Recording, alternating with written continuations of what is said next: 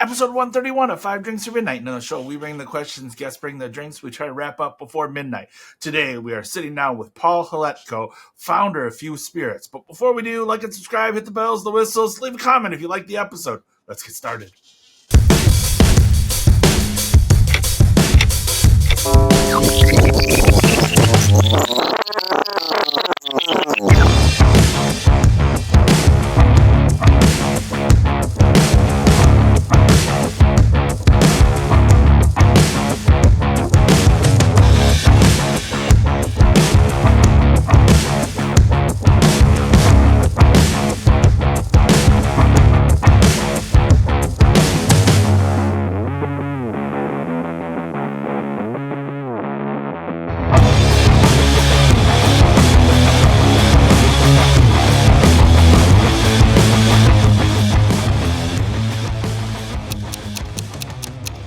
For the most part, Paul, thank you so much for joining us. Five drinks for midnight, five drinks, five questions, midnight, whatever comes first. How you doing today, sir? Thank you so much for joining us. Doing great. Glad to be here, Tim. I'm really excited to really excited to chat a little bit, and I got to say, I cannot wait for this. Yes. Awesome. I guess let's just dive right in. What's our first drink?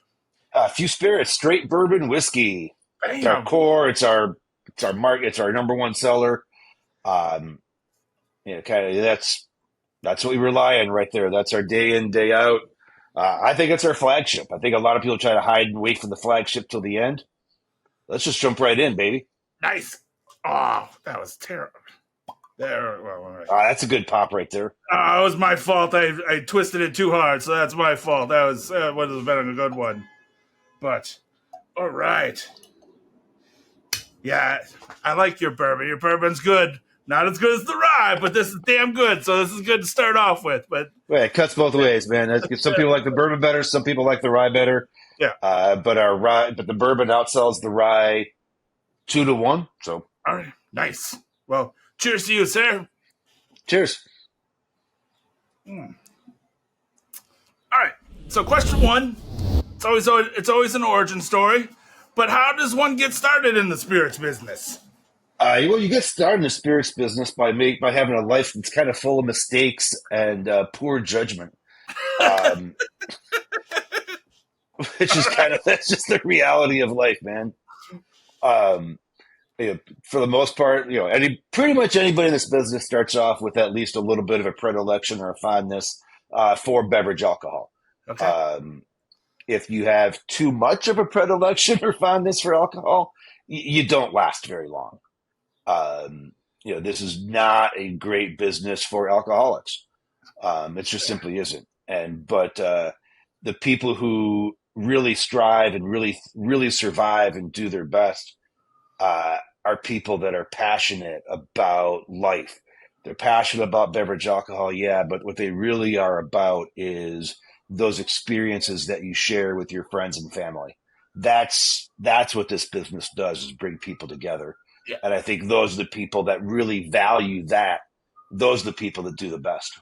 People classify you as like the serial entrepreneur, but like, how did you get started in the whiskey business? You got the popo coming for you, man. Yeah, I'm sorry, just Brooklyn, man. Yeah. No, I mean, I got started in the business, frankly, because I thought it was a good idea. All right. And kind of the full story is my grandfather passed away, which sadly happens to most of us. Sure. But that's relevant to the story because prior to World War II, his family had owned what is now a major brewery in Czechia. Okay.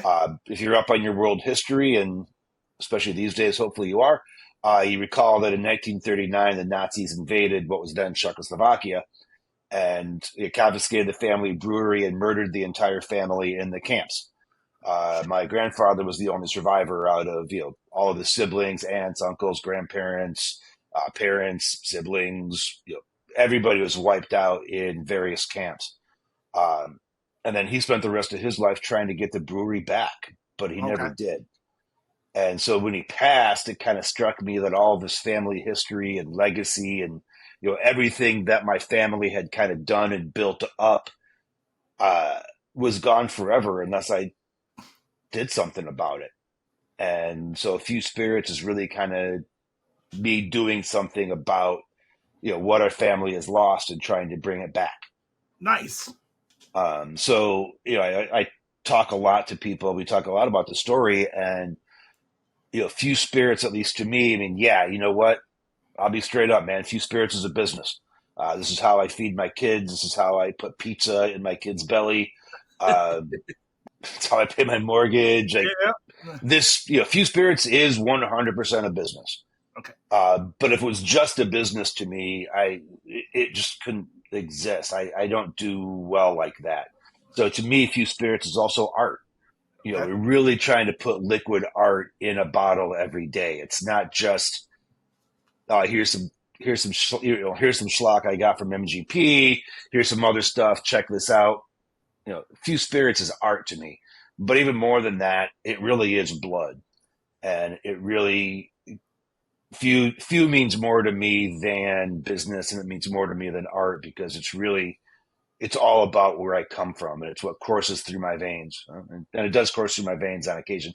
Uh, yeah, it means the world to me, and it's more important. And I think that as an entrepreneur, I think it's really hard to find something that's going to matter enough to you that you will stick with it when the going gets rough, and the going will get rough. Yeah. And the going definitely has gotten rough at Few. But I think it's that sort of stuff that makes it that much more important to me than to a lot of other people, that helps keep it going. Where did the name Few actually come from? Well, the name actually comes from, we don't make a whole lot. Yeah. And, fundamentally, I'm a dad, right? And so we all know that when you go out for a drink with your friends, like, oh, we'll go out and have one. And you never do. Yeah. So when you're going out to have one, you might as well make it a few, right? Yeah, exactly. But of course, I mean, there are those out there that notice a similarity with our name and the initials of a very well-known prohibitionist who lived just up the street from the distillery. She was the second head of the Women's Christian Temperance Unit, and she was the woman that really drove the entire U.S. temperance movement forward on a national basis, quite frankly. Her name was Frances Elizabeth Willard, and so a lot of people see a similarity with her name and our initials, but of course, it is a sheer and total coincidence. Total coincidence. And then sheer and total. I loved, again, I think one of the things that really draws people to the labels. Your labels are freaking stellar. Is that just an art style? Like you said, art, but is that just a Americana style that you liked? Because again, all those labels back there, they're all really just beautifully well done. And well, I mean, I think it's definitely a style, but all the iconography that you see in our labels is from the 1893 World's Fair here in Chicago, where Miss Willard was a featured speaker, by the way. So the bottle of bourbon that you just showed, that's the Statue of the Republic. And it was the size of the Statue of Liberty, but made out of paper mache. So it kind of slowly melted during the 6 months of the fair. And the World's Fair, it's kind of a really big deal around Chicago. If you know the Chicago flag, and folks in Chicago are, of course, proud of the flag, but there's 4 stars representing the most important 4 things in city history, which one of the stars represents the 1893 World's Fair, which was important because it really signified the rebirth of Chicago after the Great Chicago Fire in the 1870s. Chicago had burned to the ground, and it got rebuilt, obviously, because, well, frankly, we're here. But when it got rebuilt, everybody was like, we got to show off to the world, because everybody thinks that we're just streets paved with ashes and hog butchers to the world. And Chicago is a lot more than that. And so by having the World's Fair here in Chicago, we were able to really show that rebirth of the city, much in the same way that I'd like to have Few signify the rebirth of art and craft in distillation. Post-Prohibition and a lot of the large legacy distillers, that kind of hand touch largely disappeared. So everything on that bottle is there for a reason, ranging from, from the Statue of the Republic, like we just saw, to the side label. If you wanted to go to the fair, if you ever want to go see a show, or you want to go see a movie or a concert, you don't ride the ride, you got to buy a ticket. And so if you want to ride the ride a few, you got to buy a bottle. But we're going to make it nice and easy for you. So we put a ticket there right on the side. And on top of all that, there's a whole bunch of really cool stuff that happened and was introduced at the World's Fair. It wasn't just Miss Willard speaking to a crowd of 300,000 people without a microphone because they hadn't been invented yet.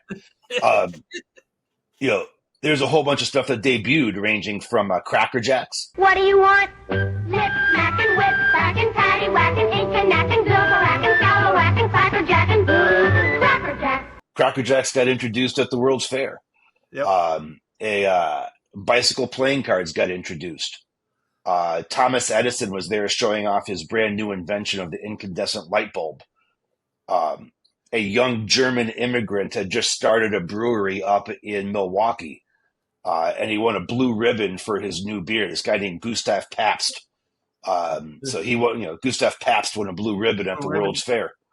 No one ever knows whatever happened to Pabst and his blue ribbon beer, but yeah, I think they didn't quite make it. So yeah, I'm sure it's a really good beer. I mean, it won a blue ribbon, right? Yeah. The World's Fair was kind of a really seminal period in Chicago history. We kind of give a nod to that with all of our iconography.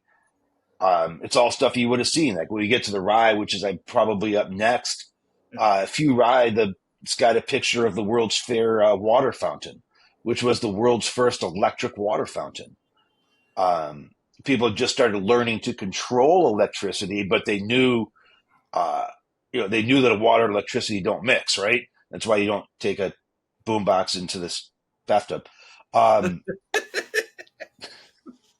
But, just imagine, coming to the World's Fair and seeing water being chucked in the air by electricity.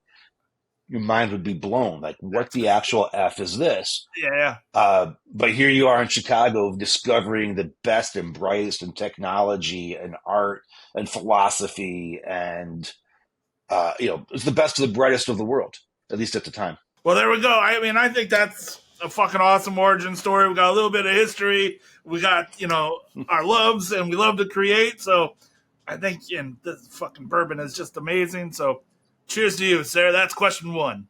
Cheers.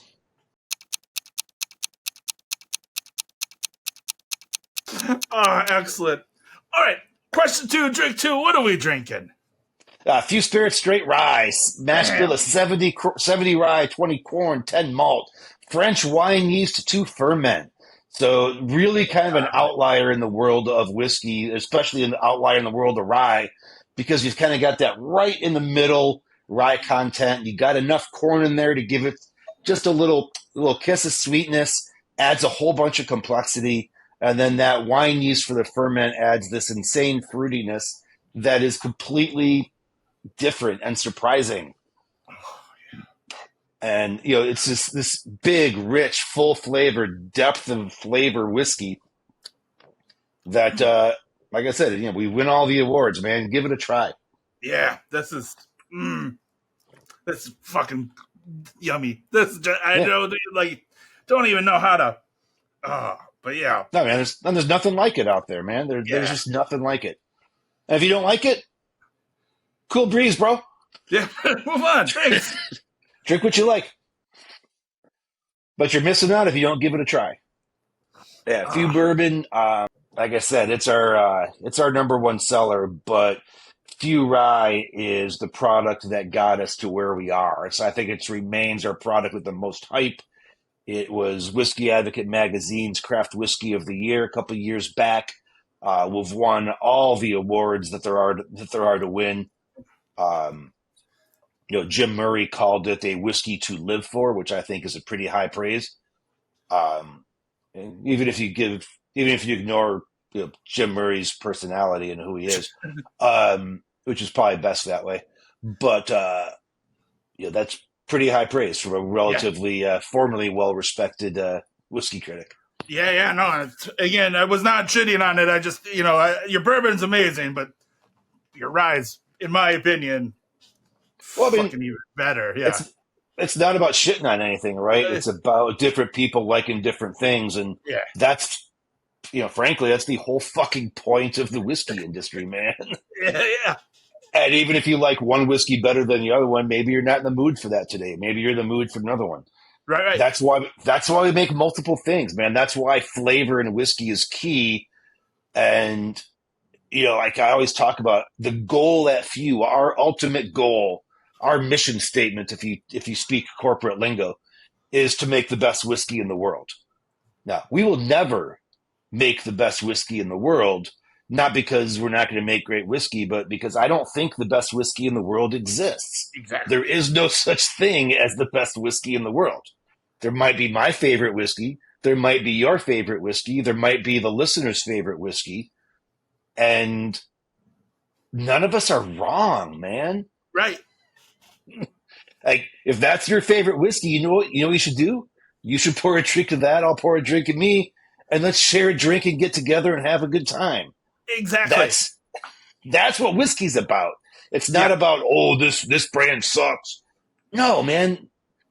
That ain't it. It's not, bourbon sucks, scotch sucks. No, that's not true. Right. Everybody likes something different, and that's the whole point. Yeah.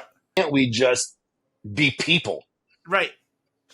I hate when people say, that's a drain pour whiskey. I'm like, there is no such thing as a drain pour whiskey. Just because you don't like it, that's like, one, who the fuck is pouring whiskey down the drain? Like, you fucking idiots. Like, there's so much, That's hey, that's all right, man. Hey, want to pour it down the drain? Man, that's fine, man. But so many people want to show off about how impressive their palate is, or how great they are at drinking whiskey, or I like cask strength, I big man. If that's what really makes you happy, is trying to be superior to somebody else in the whiskey you like, I feel bad for you, man. Yeah. Like, just enjoy life more. Can't you share joy instead of sharing scorn? Yeah. Like, I feel bad for those people, because that's just so sad to me. I agree. If you don't like my whiskey, man, don't like my whiskey. I don't fucking care. There's plenty others that do. Yeah. Right. Yeah. Don't be a dick, but drink the whiskey you like, man, and let's just share a dram and be friends, and let's toast to your accomplishments, and let's commiserate over the sadness, and maybe it's just Tuesday, man. Let's just celebrate Tuesday. Exactly. Yeah. No, you nailed it. Like, that's the whole. Like, yeah. Just don't be a dick. Like, nobody again is superior in any. Like you said, there is no such thing as the perfect whiskey. Like, there's everybody. There's something different. And I know you fucking nailed it on the head. Like, I'm gonna take that. I only drink Weller. Cool, man. Yeah. You like Weller? Awesome. It's great whiskey. Yeah. I got nothing but love and respect for Weller. But if you only drink Weller, you're missing out. I feel bad for you, not because Weller's not great whiskey. It obviously is great whiskey, but move beyond it. Yeah. Try something else, and keep Weller as in your rotation. Absolutely. Yeah. I'm never, Few is never going to be the only whiskey anybody drinks, but hopefully we're one of the few that you do. I'll be here all week. Try the veal and tip your waitress. All right. So question 2 comes from our mutual friend, Erin Lee, your distiller, one of my great friends. But she wants to know, what is the most weirdest thing you've ever distilled and why? It's going to be a toss-up, honestly. So we made a pechuga with Hungarian sausage one time. We worked with a very famous encased meats purveyor here in Chicago called Hot Doug. He's kind of super famous around the world for his amazing encased meats. The sausage king of Chicago. And so we made a Hungarian sausage whiskey. All right. I think that's a little and tasty. It's going to come out someday, but not yet. Okay. I tossed that up with the pizza. We distilled a Chicago style pizza. Okay. That's have to go. You just threw a whole pizza right there in the still. All right. That would be up there. We did a gin with a particular kind of lime.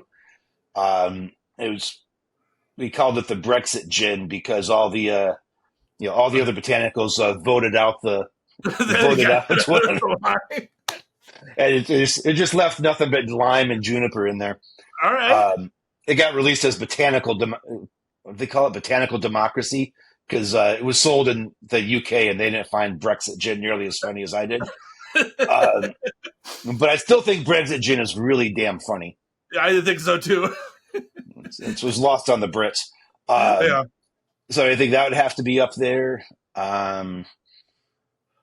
Yeah, we've distilled some weird stuff in that still, that's for sure. The advantage of owning a distillery, the disadvantage of having ADD. I mean, too, I just love that you guys are just so like, hey, let's just distill a pizza. What the fuck? Why not? Like that's kind of Why not? It used to be that it was kind of the expectation that everybody that worked at Few was going to create a brand new whiskey at least once a year, ideally twice.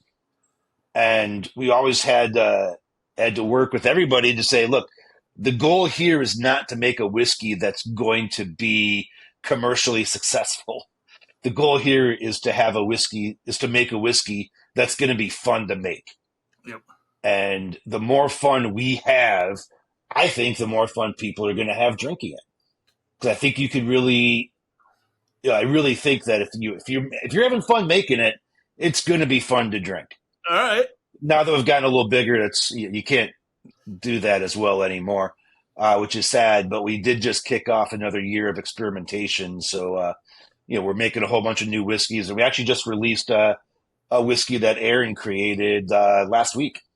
Released here in Chicago. It'll be releasing nationwide in just a couple weeks. And if you're out there in listening land and you haven't heard the name Aaron Lee yet, go ahead and break out your calendar and write down that name because you're going to be hearing that name Aaron Lee a lot over the next 15, 20 years. You're going to be hearing that a lot. She is so talented. And she's still getting her feet under her, but man, is she good. I can't say enough about how talented and awesome Erin is. Because she's a great person, but I think a lot of times, like a lot of her professional and artistic talents, get overlooked, and I think that's a shame because she's crazy talented. Right. We were talking about the origin story, right? I did not get into this business to make money. I got into this business to make whiskey, and I think that that might seem like a silly thing to say, but I think it makes all the difference. We've never sourced a drop. Like I don't like looking at spreadsheets. I don't want to sit there and look at, MGP's got a good deal on 2-year-old whiskey this year. I better buy it. Right. That's awesome. And I love people that do that. And frankly, they make a hell of a lot more money than I do. But I get to make whiskey. Right. And because again, no matter what, you may not like it, whatever, but I'm putting my heart and soul into this. And like, I just fucking kudos to you, sir. Like that is just fucking awesome. I think that's, if everybody likes you, you're probably not all that interesting. Right. And if somebody doesn't dislike you, nobody can love you. Right. Like that, at least as a CPG, I'm not talking about people. No, but we want, I can't make whiskey to make everybody happy. Nobody can. Right. But if I could make a few people really, really love my stuff, that's all I need, man. And frankly, there's an awful lot of people that love our stuff. Yeah. No, not everybody. You'll find plenty of bad reviews of our stuff, and that's, again, as long as you're not a dick, I don't care, man. Just don't be a dick. All right, so drink 3, question 3. What are we drinking? We got the few cold cut there, right? Yep. Yes, sir. Thank you for that, by the way. Hell to the yeah. And so few cold cut is actually probably really kind of follows up in the conversation we were just having, right? Because it's really experimenting and working with new stuff, right? It's trying to figure out new flavors and what can we do to make whiskey and bourbon expand and bring people into whiskey and let somebody who is, maybe scared of whiskey, man, don't worry, just come in and enjoy. It's just whiskey, man. Don't be afraid. Yeah. And so Few Cold Cut is a really cool product that we take our standard Few Spirits bourbon, which we just tried as drink number 1. And as I'm sure everybody on the podcast knows, when you make whiskey, You cook the grain, you mash the grain, you ferment it, you distill it. It goes into a barrel, it ages, it comes out at an ABV here, and it's going to go into a bottle at an ABV a little bit lower. We all know that, right? If you don't, now you know. And to get that ABV from here down low, what you do is you add in water. And that's what everybody does. And so for Few Spirits straight bourbon that you tried first, it's exactly what we do. Everybody else does the exact same thing, and that's cool. And it creates great tasting bourbon. For a Few cold cut, what we did is we use cold brew coffee instead of water, which of course cold brew coffee is mostly water, but there's coffee. And so what you end up with is a whiskey, and we could get into that distinction in a second, but we'll call it a whiskey for shorthand. You get a whiskey that is fundamentally different. It leads whiskey. You can taste all the notes of the bourbon. You get that cinnamon spice, you get the vanilla, you get the caramel, you get all those classic bourbon notes. But you also get this really subtle hint of cold brew coffee. You get that kind of chocolate, you get that kind of mocha, you get those kind of the sweeter notes from coffee. And if you're a cold brew drinker, as I'm sure many people are, like you don't have that acid.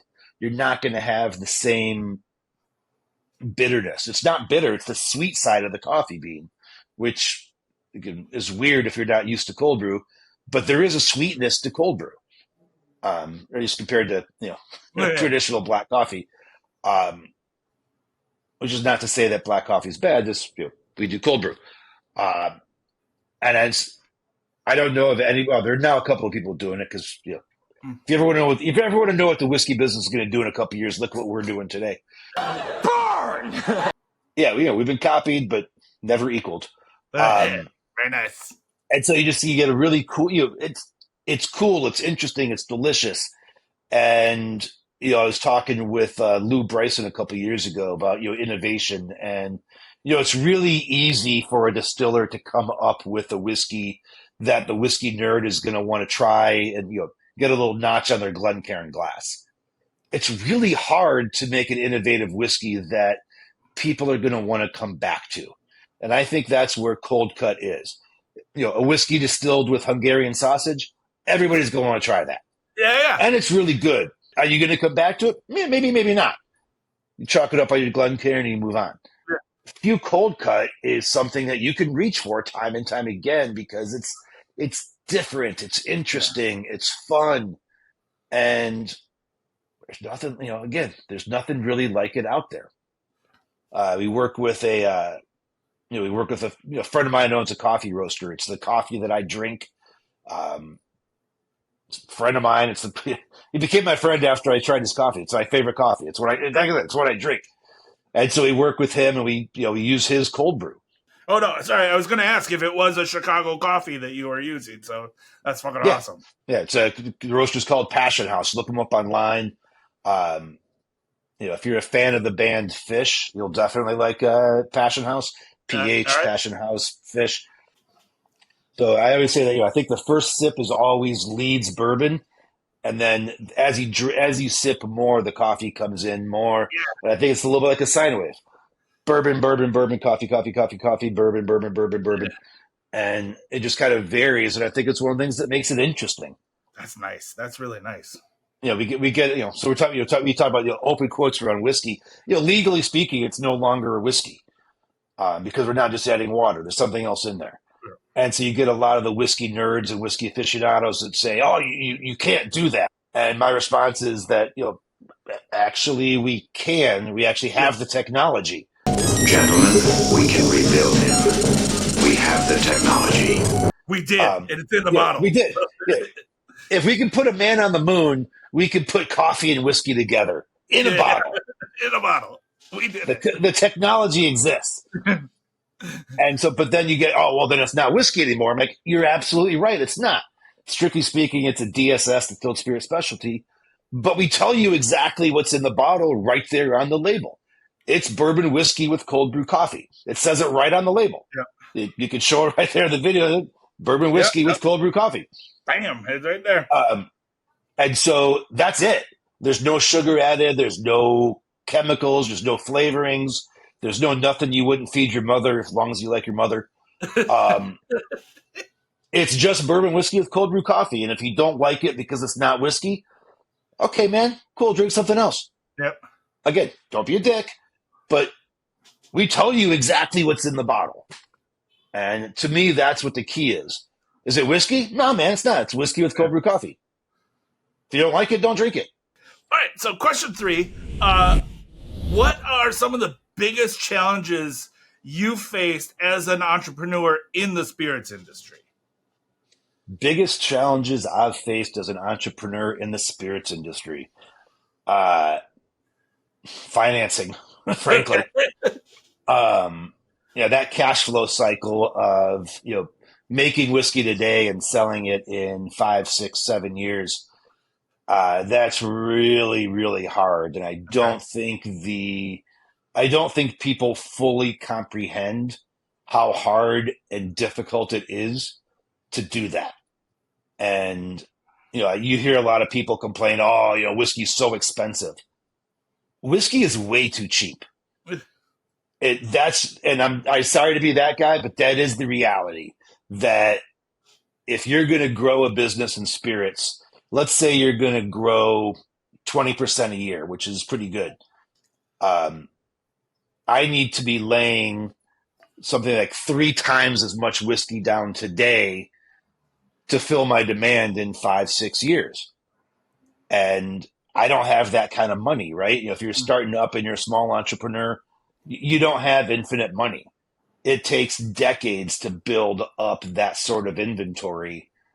And at the end of the day, you're sitting drinking like a 6-year-old product. That's really expensive to do. And you can find that on the shelves for, less than the price of a burrito at some restaurants, right? Right. It's less than the cost of a T-shirt that was made in Bangladesh by some 4-year-old. Whiskey is way too cheap. It's what economies of scale could get you. Don't get me wrong, but I don't think people fully understand the cost of bringing well-aged products to market. Like, it's a 10-year whiskey and it's like $90. Like, man, is that cheap?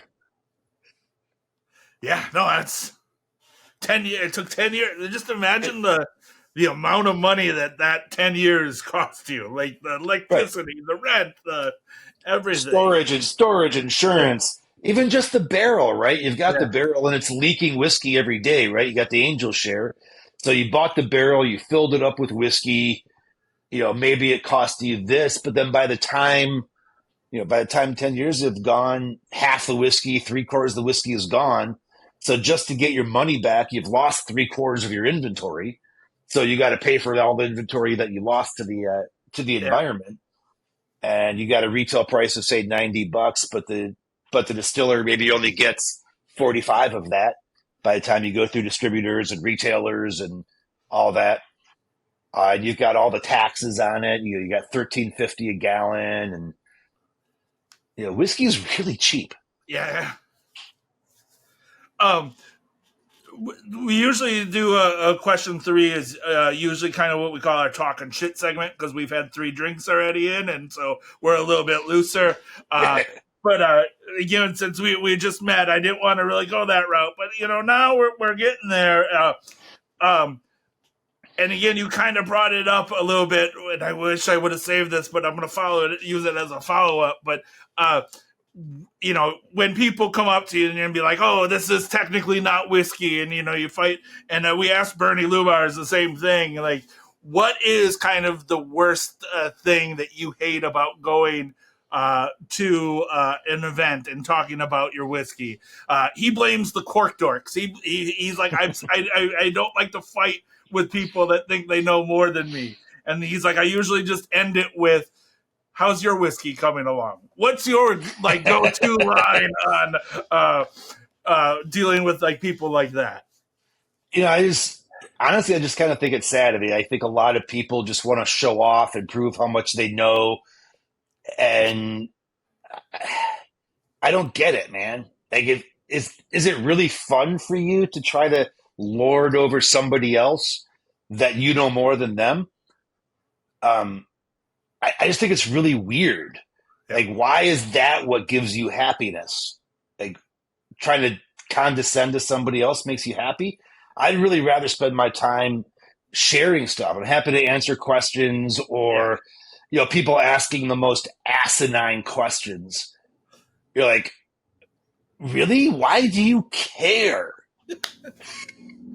Like, what's your fermentation temperature? Like, who gives a shit? I'll tell you, we ferment at 78 degrees, but Why? is that like a purchase decision for you? Where in the warehouse was this barrel stored? Is that why? I don't understand why people want answers to these, other than they're trying to show off.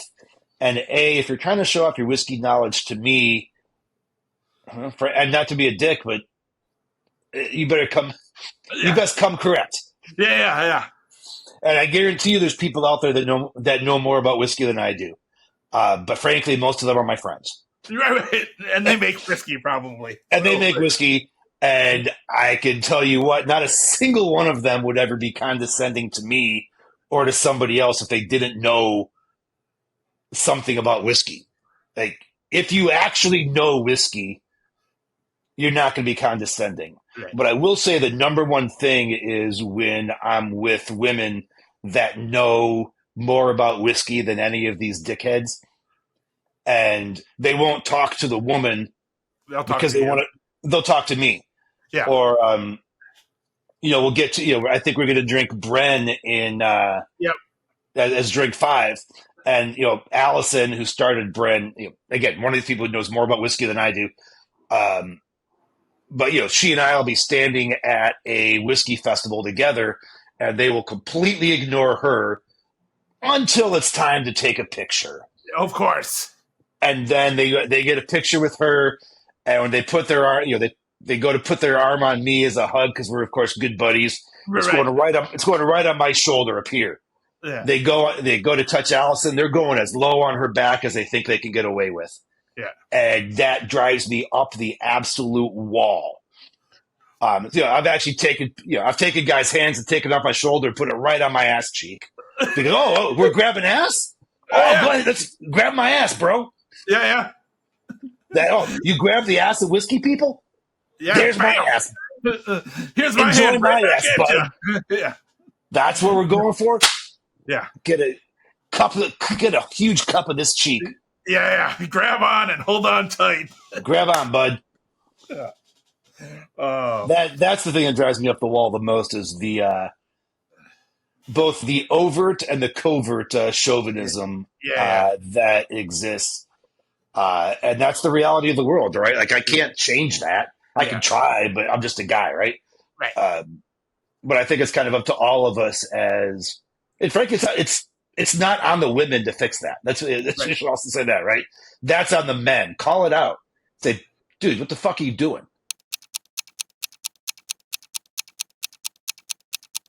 So, Immortal Rye next? Immortal Rye. All right. Question 4, Immortal Rye. So Immortal Rye is kind of the exact same trick as cold cut bourbon, right? We use tea instead of cold brew coffee to bottle strength our straight rye. We use a cold extracted oolong tea called 8 Immortals. 8 Immortals tea, thus Immortal Rye. And, the 8 Immortals tea, especially when you cold extract it, you end up with this insane fruit bomb. All these great kind of tropical or exotic fruits. But you get great, like, dragon fruit. Like, obviously there's a dragon on the bottle. You get peaches, you get honey, you get these wonderful, mango, maybe a little bit, even like maybe a little hint of pineapple here and there, kind of peeking around the corner. And you get all that great spice from rye whiskey. You get but this huge fruit bomb. And it's probably the second fruitiest whiskey I've ever had. Okay. Cheers. And so, and same thing here, right? Is it really rye whiskey anymore? No. Can we do that? We have the technology. We have done it. We have made him. We have built him stronger. There's a whole bunch of guys sitting around in white lab coats going, "Oh, we have done the impossible." But again, it says exactly right there on the bottle what it is. It's rye whiskey with 8 Immortals tea. That's exactly what it is. No sugar, no bullshit, just whiskey and tea. That's really nice. You're right. It is a little fruity, but I like that. I think that's for people, like, this would be almost the gateway into rye. Like, this would be like a rye, but fruity. And then then we go try the straight rye. And then, And to me, again, it's the same thing. I think the tea expresses much more. I think the tea expression is much louder in the Immortal Rye than the coffee is in cold cut bourbon. Yep. I think the coffee in cold cut is pretty subtle. In the Immortal Rye, the tea is not subtle. It's really fruity. Yeah, this is just an easy sipper. Like, it's almost 80 today here in New York, so it's really nice. And it's just, this is, again, I keep just. It's an easy drinker. I mean, it is one of those kind of whiskeys that you got to give a little respect when you're drinking it, because I think it can kind of sneak up on you. Yep. And so all of a sudden you kind of look around and maybe just drink half a bottle. Yeah. It's not that it's a little easy to do with whiskeys like that. So you got to give it some respect that it's pretty easy to drink more than you meant to. Right. You're like, oh, geez, and I only wanted to have 1 or 2, but instead I had a few.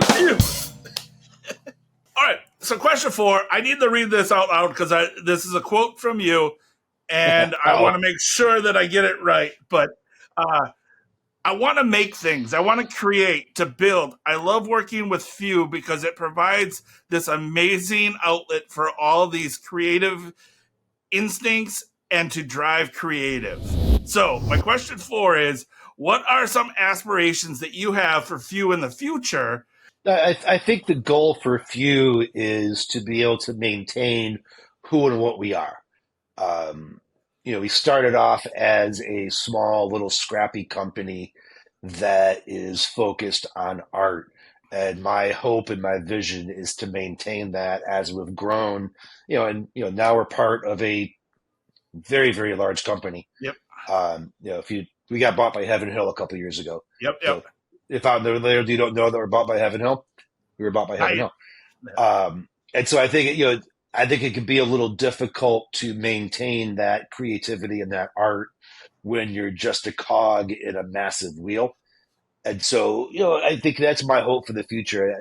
I don't want few to lose track of who and what we are and why we are.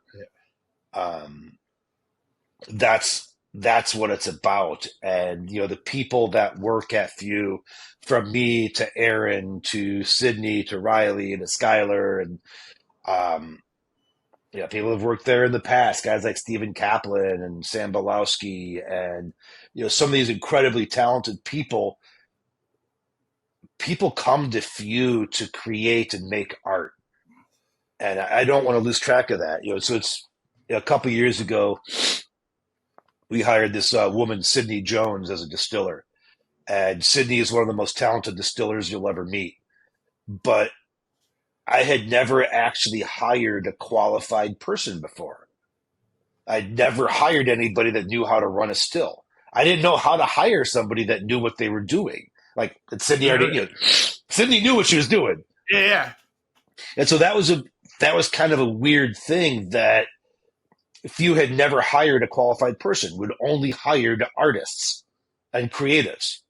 We'd hired people like, people who are woodworkers, ballet dancers, photographers, musicians. Yeah.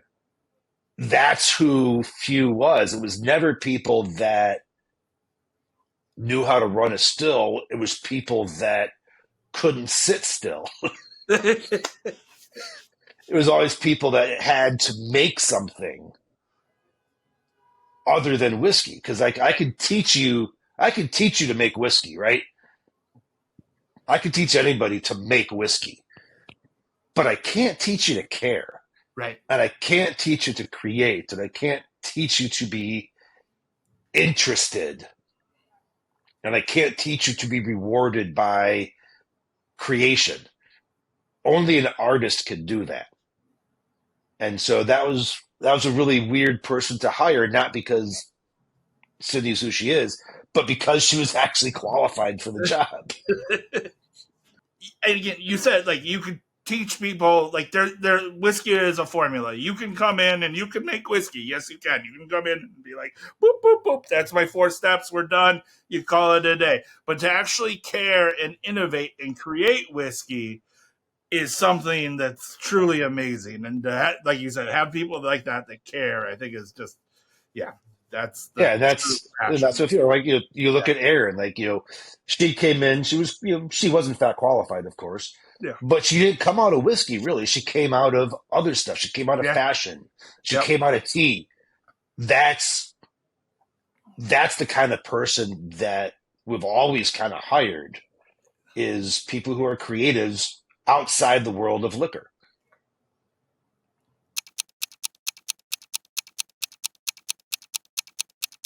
Yeah, last drink up is Bren Estate Cask Single Malt Whiskey. And I just think this is such an overlooked pour in the whiskey world. And I always talk about, and it's created by my friend Allison Park. Honored to call her a friend. Honored that we were partners for several years. But I always tell people that you're going to love it or hate it. You will not be neutral on it. And whether you love it or you hate it, it's going to be because it's the fruitiest whiskey you've ever had.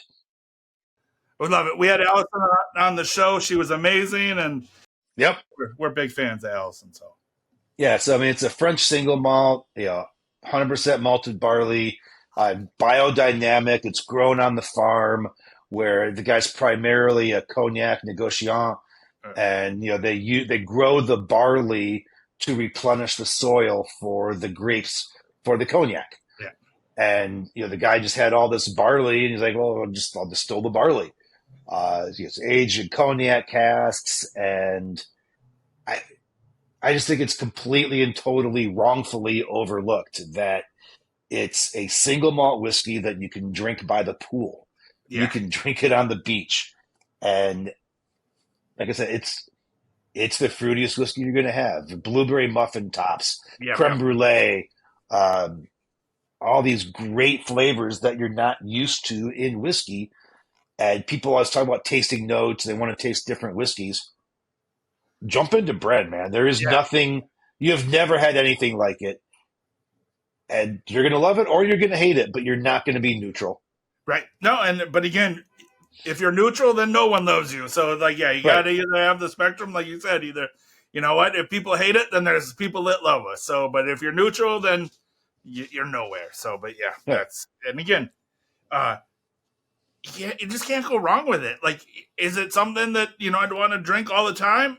Maybe not. But you know what? It's a great way to start a Saturday afternoon or a Tuesday night, just, ready to go. So, and that's how people drink whiskey. Nobody drinks one brand.